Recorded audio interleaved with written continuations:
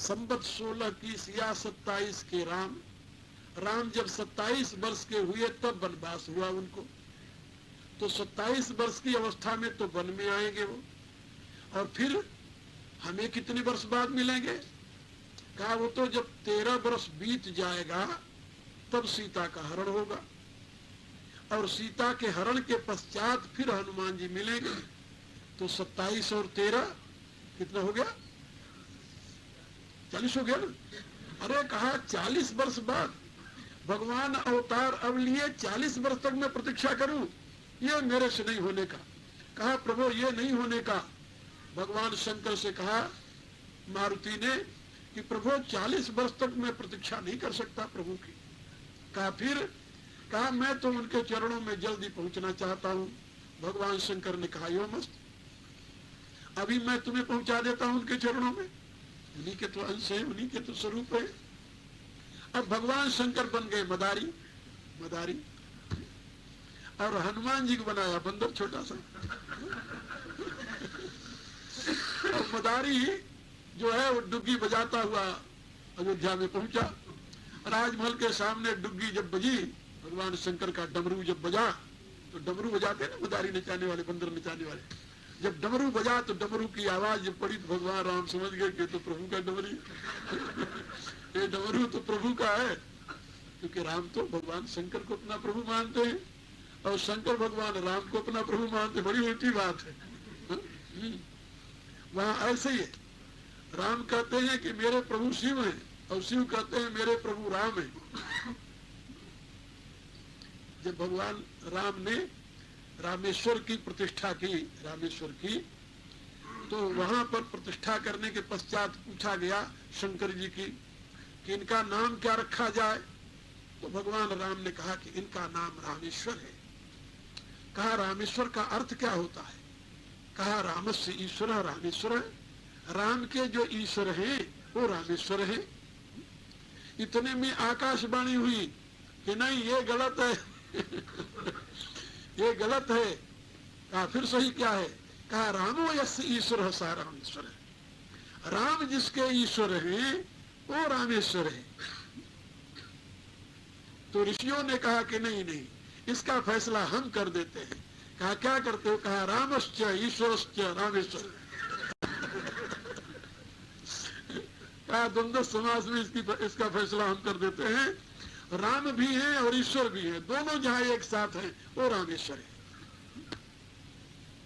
भगवान राम ने कहा रामस्य ईश्वर, राम के जो ईश्वर है, तत्पुरुष सृष्टि तत्पुरुष समास है इसमें, राम के जो ईश्वर है वो रामेश्वर है।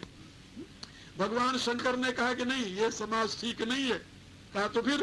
काया कर्मधारय होना चाहिए। रामो यस्य ईश्वर रामेश्वर, राम जिसके ईश्वर है वो रामेश्वर है। ऋषियों ने कहा कि नहीं प्रभु मेरे विचार से द्वंद्व समास ठीक है, क्योंकि गीता में भगवान ने कहा है कि समासों में द्वंद्व समास में हूं। गीता के 10वें अध्याय में जहां अपनी विभूति बताई है वहां यही कहा कि समासों में द्वंद्व समास में हूं। तो ऋषियों ने कहा कि रामश्च ईश्वरश्च रामेश्वर, जहाँ राम और ईश्वर दोनों एक साथ विराजित हो वो रामेश्वर है प्रभु।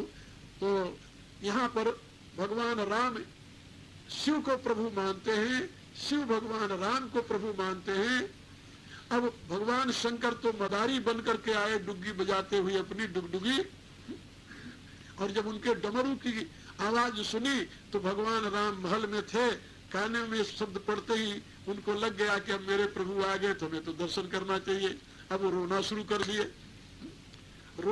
कर दिए। तो जब रोने लगे भगवान राम तो अब माता कौशल्या उनको चुप कराने की कोशिश करने लगी। कहा किस प्रकार से चुप हो मेरा बच्चा? लेकिन वहां चुप कौन हो, वो तो रोए जा रहे हैं। कहा भाई तो कोई तमाशा वमाशा दिखाओ तो बच्चा चुप होता है। तो इतने में एक चेरी दौड़ करके राजमहल के बाहर गई, देखा तो वहां एक मदारी डुग्गी बजाकर बंदर नचा रहा था। उसने कहा देवी बाहर एक मदारी आया है, बंदर की नाच दिखा रहा है। कौशल्या ने कहा जल्दी राजमहल में बुलाओ, जल्दी बुलाओ और मैं अपने इस प्यारे लाल को वो बंदर की नाच दिखाऊं तो शायद ये खुश हो जाए। अब जब दासी ने प्रार्थना की, उन्हें कहा उस मदारी से, भाई अंदर चलो महारानी बुला रही, और उनको क्या चाहिए था। अंदर प्रवेश किए राजमहल के अंदर, और आंगन में जाकर के वहां डुग्गी बजने लगी और बंदर नाचने लगा, हनुमान जी नाचने लगे। जब भगवान ने देखा तो दोनों को देख करके मन में प्रणाम किया और खुश हो गए, तालियां बजने लगी। अब जब तालियां बजने लगी और वहां पर नाच पूरा हो गया, तो भगवान शंकर ने कहा कि भाई अब तो मैं जाऊंगा। तो भगवान राम फिर रोने लगे। तो उन्होंने कहा कि क्या बात है। महाराज दशरथ ने बहुत मनाया, कहा कि भाई क्या किया जाए। कहा हमें तो बंदर चाहिए। बंदर चाहिए? बोले हाँ। अरे कहा बंदर ऐसे कैसे बंदर ऐसे कैसे लोगे तुम? कहा कि नहीं। तो कहा कि हम तुम्हें बंदर मंगा देते, जितने बंदर को वही मंगा देते। कहा वो नहीं, हमें तो यही बंदर चाहिए, यही बंदर चाहिए। तो भगवान के आग्रह पर अब महाराज दशरथ ने मदारी से कहा कि क्यों भाई, ये हमारा जो राजकुमार है ये बंदर के लिए रो रहा, तुम अपना बंदर इसे दे दो। तो भगवान शंकर तो यही चाहते थे। हनुमान जी ने कहा मेरी बात बन गई है अब हमें प्रभु के पास रहने का मौका मिलेगा। तो कहा ठीक है। भगवान शंकर ने पहले तो थोड़ा सा नहीं किया, कि ये तो हमारी रोजी रोटी का मामला है महाराज, कैसे। लेकिन आखिर में उन्होंने कहा ठीक है, अब आप सम्राट होकर के इसके लिए आज्ञा दे रहे थे। अब उस दिन से वो बंदर हनुमान जी जो हैं वो बंदर के, छोटे बंदर के रूप में भगवान राम के साथ रहने लगे। और उस ग्रंथ में लिखा है कि वो कब तक रहे, जब भगवान राम विश्वामित्र जी के साथ जाने लगे उनकी यज्ञ रक्षा के लिए, तब उन्होंने उनको विदा किया। और जब विदा करने लगे तो प्रभु हनुमान जी ने उनके चरण पकड़ लिए कि प्रभु अब कब दर्शन होंगे।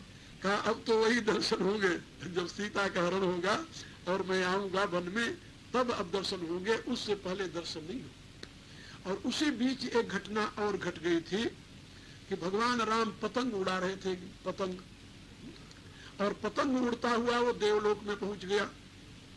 जब देवलोक में पहुंचा तो इंद्र के पुत्र की वधु जयंत जो था उसकी स्त्री थी। जयंत की स्त्री ने उस पतंग को देखा तो देखकर मुग्ध हो गई और पतंग को पकड़ लिया। अब वो सोचने लगी जिसका पतंग इतना सुंदर है वो आदमी कितना सुंदर होगा, व्यक्ति कितना सुंदर होगा। तो जब पकड़ लिया तो भगवान राम ने हनुमान जी से कहा कि जाकर देखो तो पतंग कोई अपना पकड़ लिया है। तो हनुमान जी गए वहां, तो देखा कि वो जयंत की स्त्री ने पतंग पकड़ा था। हनुमान जी ने आकर भगवान राम को बताया कि वो तो देवराज इंद्र की पुत्र वधु ने आपका पतंग पकड़ा है, आपका दर्शन चाहती है। भगवान ने कहा कि उससे कह दो कि अभी मैं दर्शन नहीं दूंगा उसे, जब मेरे को वनवास होगा तो चित्रकूट में जब मैं जाऊंगा तो वहां आकर वो मेरा दर्शन कर सकती है। तो ठीक है, उसने पतंग छोड़ दिया। और जब भगवान राम चित्रकूट में गए तो वो तो प्रतीक्षा करती रही जयंत की स्त्री कि कब भगवान राम आवे और उनका दर्शन करूं। तो चित्रकूट में जब गए तो वहां पर वो अपने संपूर्ण देव कन्याओं के साथ उनके दर्शन के लिए आए। तो जिस स्थान पर चित्रकूट में जयंत की स्त्री भगवान के दर्शन के लिए आई है उस स्थान का नाम है, तीर्थ स्थान वो बन गया, उसका नाम देवांगना तीर्थ। देवांगना, देवांगना माने देवताओं की स्त्रियां। देवांगना शब्द का अर्थ होता है, अंगना शब्द का अर्थ स्त्री होता है। तो देवताओं की स्त्रियां जो हैं वो वहां पर आकर के भगवान राम का दर्शन किए मुग्ध होकर के। तो वो तीर्थ बन गया, देवांगना तीर्थ है। चित्रकूट में हनुमान धारा के बगल में वो स्थान है, वहां लोग जाते हैं, प्रणाम करने जाते हैं, जहाँ जयंत की स्त्री ने भगवान का दर्शन किया।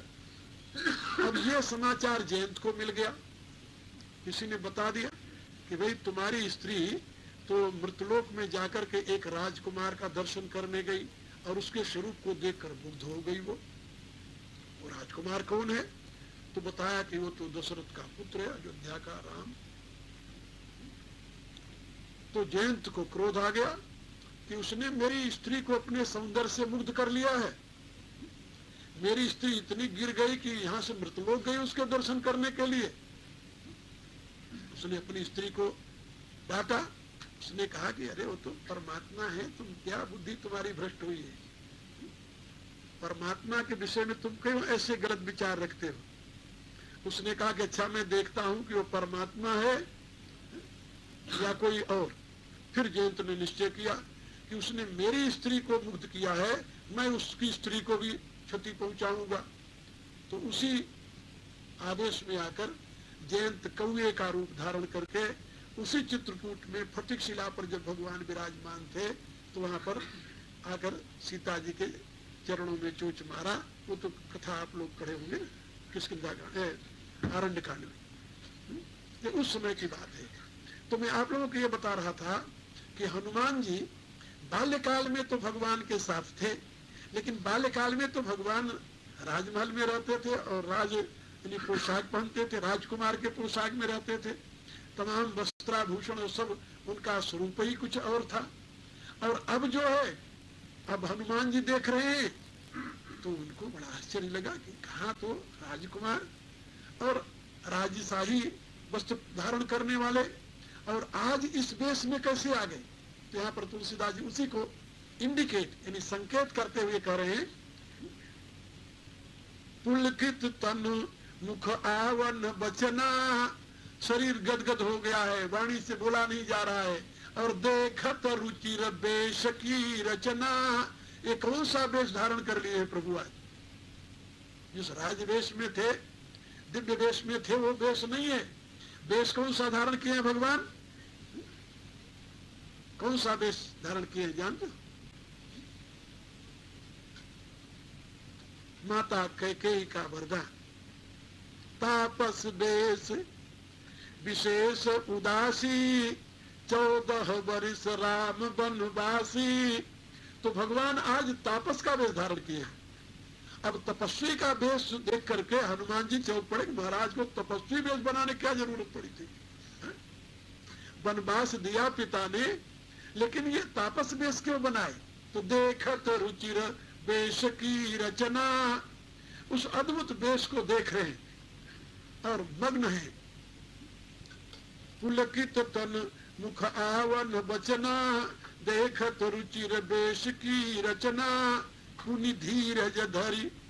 प्रभु जंगल में अब उनको सारी बात याद आ गई कि तो 13 वर्ष से इसी देश में 13 वर्ष से प्रभु जंगल में भटक रहे हैं, जंगल जंगल घूम रहे हैं। कितनी व्यथा हुई होगी हनुमान जी को उस समय, जरा कल्पना करो अपने प्रभु को उस वेश में नंगे चलत पया दे,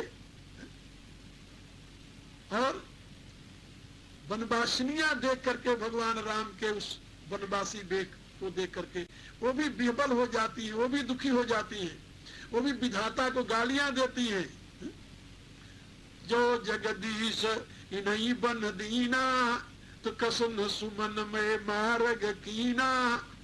और वो कहती है कि यदि विधाता ने इनको वनवासी देना था तो फूलों का रास्ता क्यों नहीं बना दिया। ये बिचरई मही बिनु पद त्राणा, ये बिना पदत्राण के पृथ्वी पर घूमते हैं। तो किए बादि विधि वाहन नाना, तो ब्रह्मा ने अनेक प्रकार के जो विमान और वाहन बनाए हैं, ये व्यर्थ है। ये मही परई दासी कुश पाता, सुभग से जगत सृजई विधाता। और यदि ये कुश और पत्ते बिछाकर पृथ्वी पर सोते हैं तो विधाता ने इतने सुंदर सुंदर पलंग और सेज क्यों बनाए। जब ये कंदमूल फल खाही, तो बादी सुधादी असन जग माही। और यदि ये कंदमूल फल खाते हैं तो दुनिया के सारे जो भोग हैं, स्वादिष्ट पदार्थ है, वो सब व्यर्थ है। वनवासिनियां ये कहती हैं। तो हनुमान जी ने जब उस रूप में प्रभु को देखा तो उनका हृदय भर आया और उनके चरणों में गिर गए, अधीर हो गए। पहले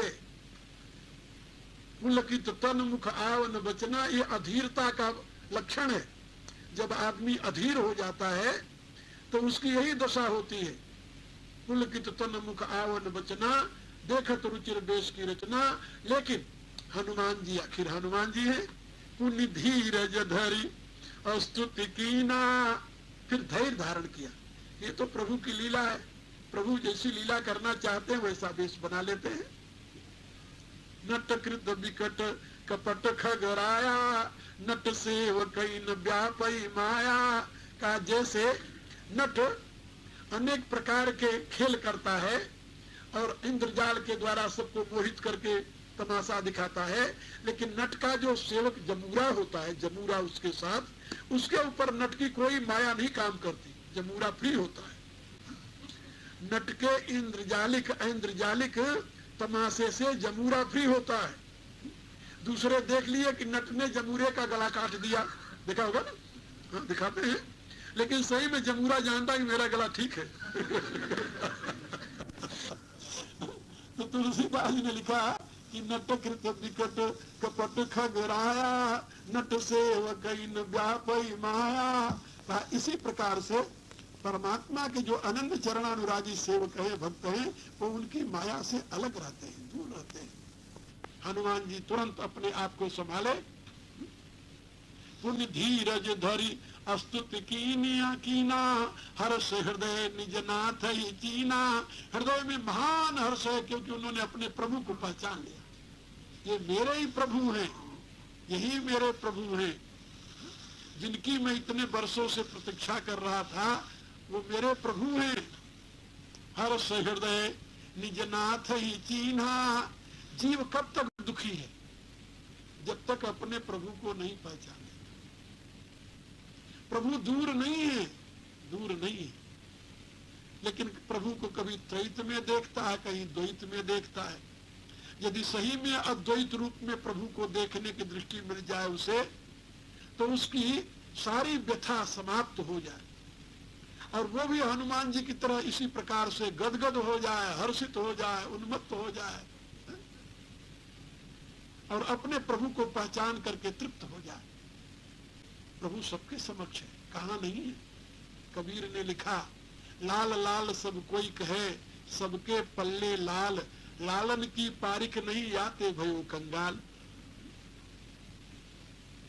वो तो सबके हृदय में विराजमान है, लेकिन उसकी तरफ देखने की जरूरत नहीं, हम तो बाहर के तमाशे देखने में ही मगन रहते हैं।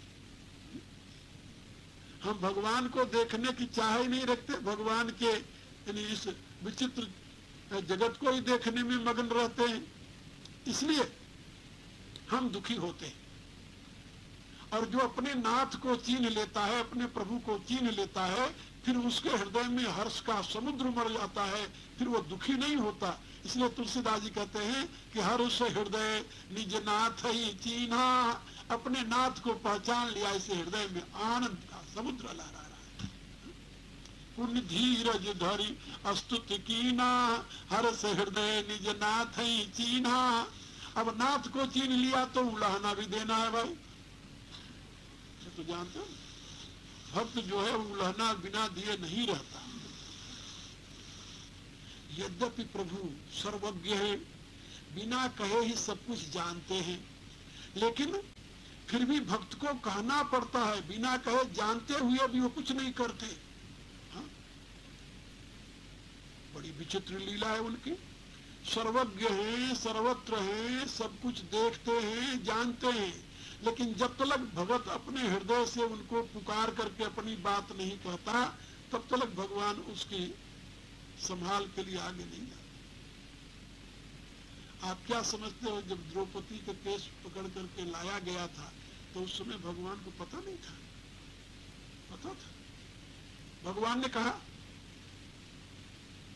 द्रौपदी ने कहा कि प्रभु, हमने आपको इतनी बार पुकारा और मेरी इतनी दुर्गति हुई और घसीटते हुए मुझे दुशासन सभा में ले आया, लेकिन आप मेरी पुकार पर ध्यान नहीं दिए। मेरी इतनी दुर्गति हुई, आपकी मैं हूं तब भी। भगवान ने कहा, द्रौपदी देखो, तुम ये गलत कह रही हो।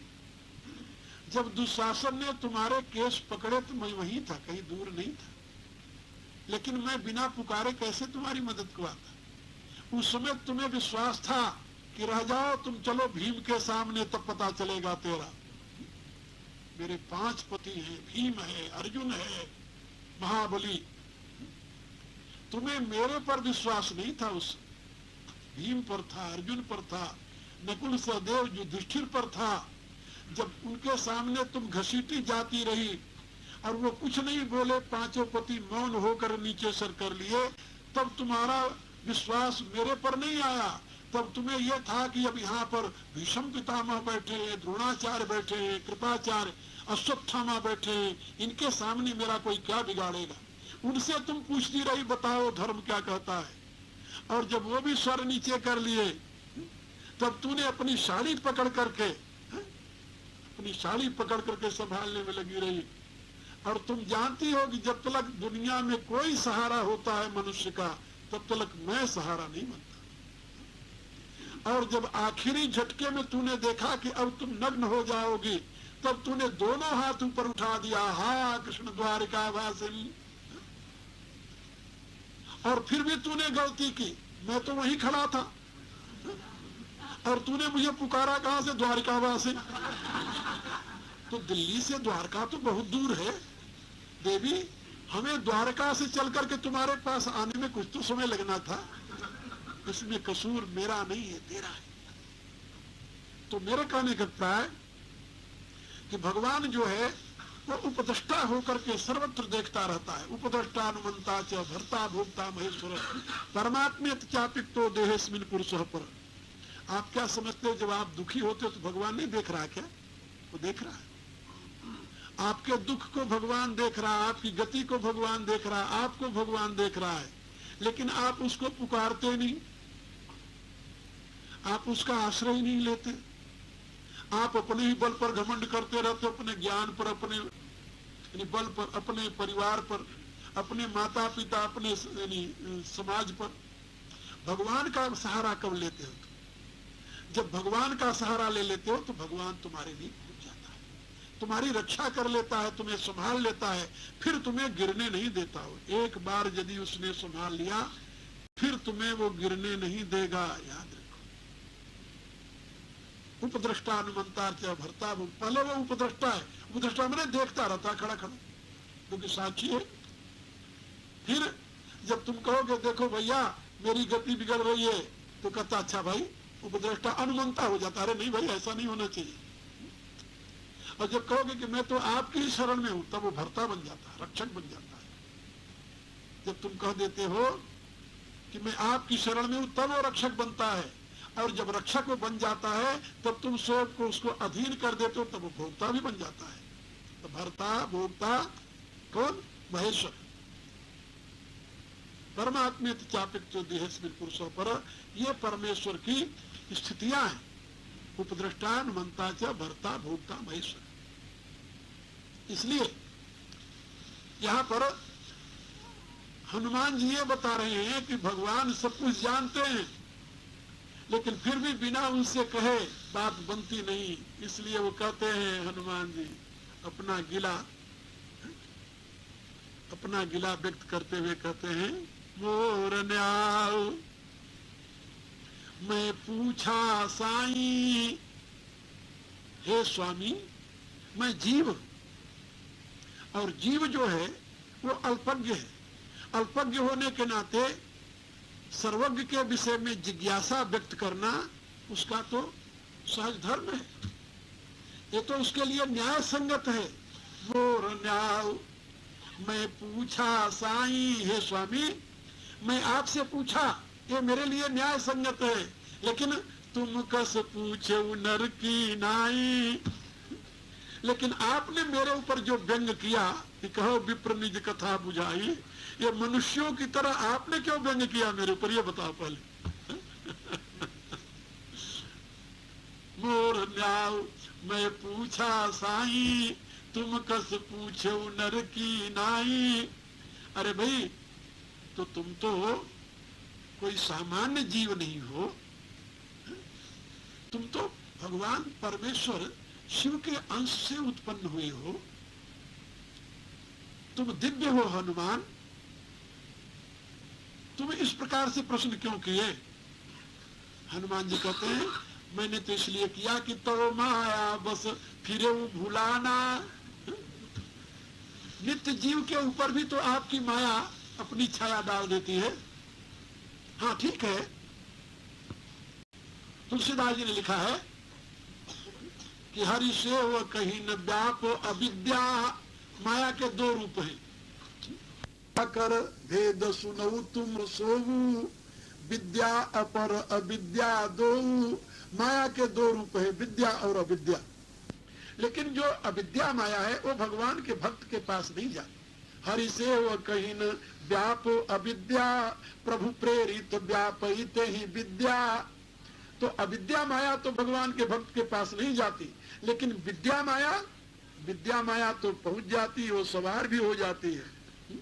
ज्ञानी नाम चेतांसी देवी भगवती सा, बलादा कृष्ण मुहाय महामाया प्रक्षति। वो विद्या माया तो नारद को नचा दिया, ब्रह्मा को नचा दिया। नारद ब्रह्मा ही नहीं, गरुण को नचा दिया। गरुण महाज्ञानी गुण राशि, हरिसेवक अति निकट निवासी, गरुण को नचा दिया। और की बात छोड़िए। तो जो माया सब जगह नचावा, परमात्मा की अविद्या माया जो सारे जगत को नचाती है वो भक्त के पास नहीं जाती, लेकिन भगवान की विद्या माया तो भक्त को बुद्ध कर देती है। हनुमान जी कहते हैं महाराज तो माया बस फिर भुलाना, मैं तो आपकी माया, भगवान की कौन सी माया? विद्या माया। तो माया बस फिर भुलाना, मैं आपकी विद्या माया के वशीभूत होकर के मैं तो आपको भूल गया। ताते नहीं मैं प्रभु पहचाना, इसलिए मैं आपको नहीं पहचान सका। आपकी विद्या माया के द्वारा मेरी बुद्धि आवृत हो गई थी, इसलिए मैं आपको नहीं पहचाना। लेकिन आप तो मुझे पहचानते थे प्रभु। आपने मेरे को व्यंग्य में क्यों कहा कि कहो विप्र निज कथा बुझाई। अब आगे हनुमान जी और अपनी स्थिति स्पष्ट करते हुए कहते हैं एक मंद में मोह बस और कीस हृदय अज्ञान। यहाँ पर कुछ लोगों ने कुटिल पाठ रखा है, गलत है। कुटिल नहीं पाठ होना चाहिए। ये गीता प्रेस की जो रामायण है इसमें भी कई गलतियां हैं, 5-7 गलतियां हैं, बड़ी भयंकर गलतियां हैं। और बाद में जब इन्होंने प्रकाशित किया तो विद्वानों ने उनको लिख करके भेजा, ये तुम्हारी बहुत गलतियां हैं, इनको ठीक करो। लेकिन जब आदमी का कोई का चढ़ जाता है रुतबा तो फिर वो क्यों सुने किसी की बात। तो उसने अपनी गलतियां ठीक नहीं की और वैसे चल रहा अभी तक। वहां पर हनुमान जी क्या कहते हैं, अब गीता प्रेस वाले ने क्या छापा, एक मैं मंद मोह बस कुटिल हृदय अज्ञान। और शुद्ध पाठ क्या है, एक मंद में मोह बस।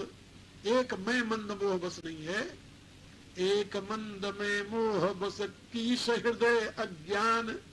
कीस हृदय, कीस माने बंदर, कीस माने बंदर होता है। कहा महाराज एक तो मैं मंद हूं और मोह के बस में हूं, और दूसरा मैं कीस जाति के यानी बानर रूप में पैदा हुआ हूं, इसलिए मेरा हृदय तो अज्ञान से भरा हुआ है। एक मंद में मोह बस कीस हृदय अज्ञान, पुनि प्रभु मोहि विसारु दीन बंधु भगवान। इतने पर भी, पुनि माने इतने पर भी, यानी इतना दोस्त तो पहले ही मेरे पास है।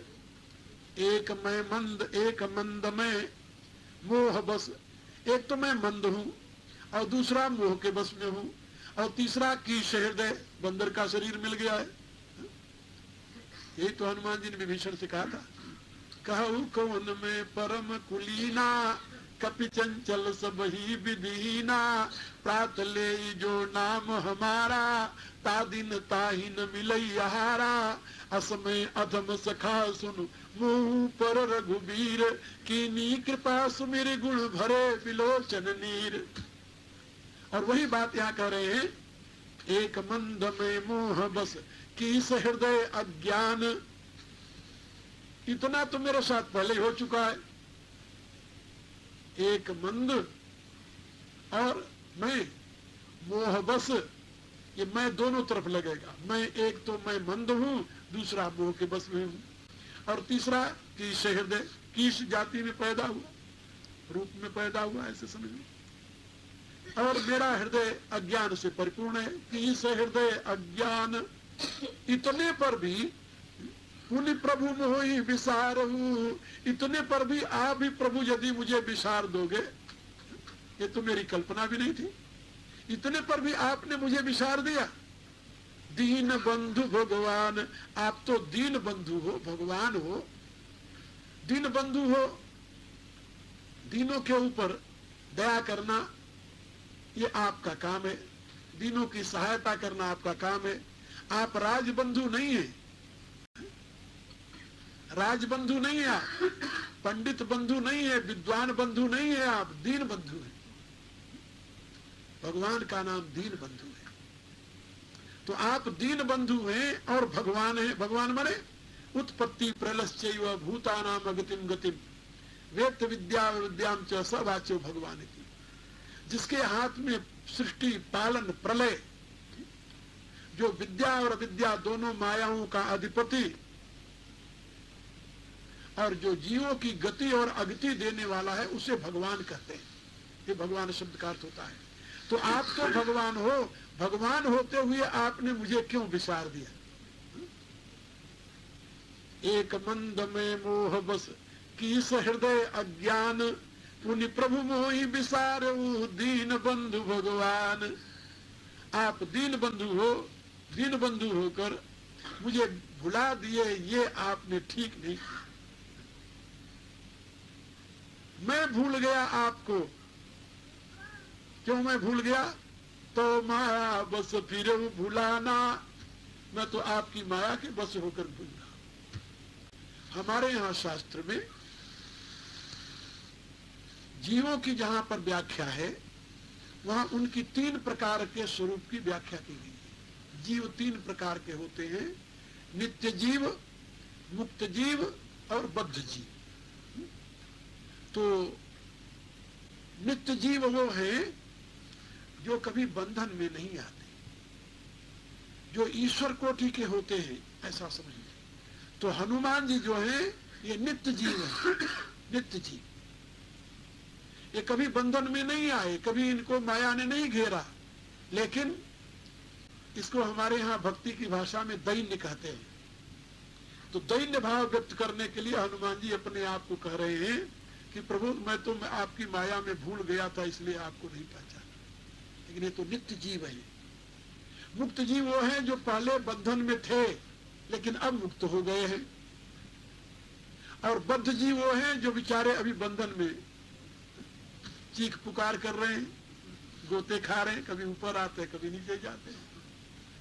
इन बद्ध जीवों की 2 श्रेणियां हैं, बुभुक्षु और मुमुक्षु। एक तो भोग के पीछे लगे हुए हैं, दूसरे मोक्ष के अभिलाषी हैं। बुभुक्षुओं की 2 श्रेणियां हैं, एक तो धर्मानुसार अपना जीवन बिता करके इस लोक और स्वर्गलोक का भोग भोगना चाहते हैं, और दूसरे लोग खाओ पियो मजा उड़ाओ, eat drink and B Mary, उधर लगे हुए हैं। उनको डेमन कहते हैं, हम इनको देवता कहते हैं। ये तो मुमुक्षुओं की 2 श्रेणियां हैं। और मुमुक्षुओं की 2 श्रेणियां हैं, एक ज्ञान मार्गी है, दूसरे योग मार्गी है। ज्ञान मार्गी और योग मार्गी। हनुमान जी जो हैं वो है तो योग मार्गी है, लेकिन ज्ञान के समुद्र हैं। हनुमान जी कहते हैं प्रभु मैं आपको भले भूल गया, लेकिन आप मुझे क्यों भूल गए? आप तो दीन बंधु हैं, भगवान हैं। यदि भगवान ही इंसान को भूल जाएगा तब उसकी गति कहाँ होगी? क्या सही में भगवान इंसान को भुला सकता है? नो, असंभव है। इंसान भले भगवान को भूल जाए, लेकिन भगवान कभी इंसान को नहीं भूल सकता। लेकिन ऐसा अनुभव होता है कि भगवान हमें भूल गए, ऐसा लगता है कि भगवान हमें भूल गए। भगवान ओमनीसिएंट है, ओमनीपोटेंट है, ओमनीप्रेजेंट है। वो सब जगह मौजूद है। वो तो भक्त को कभी, यानी जीव को तो कभी भूल ही नहीं सकता। उसकी दृष्टि में तो जीव सदा उसके समक्ष है, कैसे भूलेगा?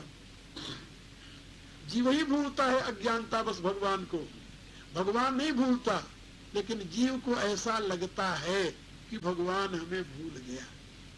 आगे ही भगवान बताएंगे कि मैं तुम्हें भूला नहीं हनुमान, तुम्हें ऐसा लग रहा है कि मैं तुम्हें भूल गया हूं।